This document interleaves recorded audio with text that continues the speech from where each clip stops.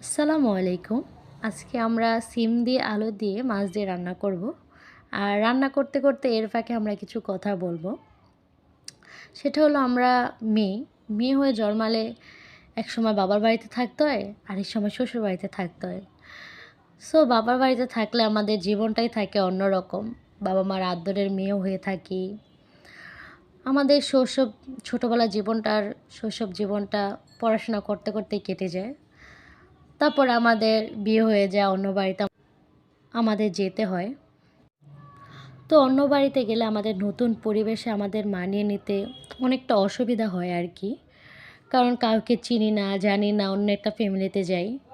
তো ওই সময়টা যদি হাসব্যান্ডের সাপোর্ট, শ্বশুর শাশুড়ি, দেবর ভাসুর, ননদ, যা ওদের সাপোর্ট থাকে তাহলে একটা মেয়ে কি সুন্দরভাবে সংসারটা গুছিয়ে নিতে পারে।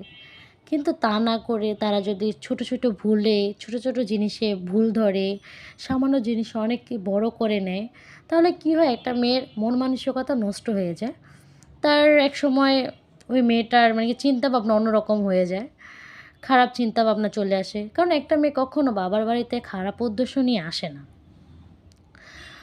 তো আমরা চাইলে কিন্তু এই জিনিসটা করতে পারি যে একটা মেয়ে যদি আসে তার সাথে ভালো ব্যবহার করা, ভুল কিছু করলে তার সংশোধন করে দেওয়া, বুঝিয়ে দেওয়া। তাহলে কী হয়, একটা মেয়ে ভালোভাবে সংসার করতে পারে।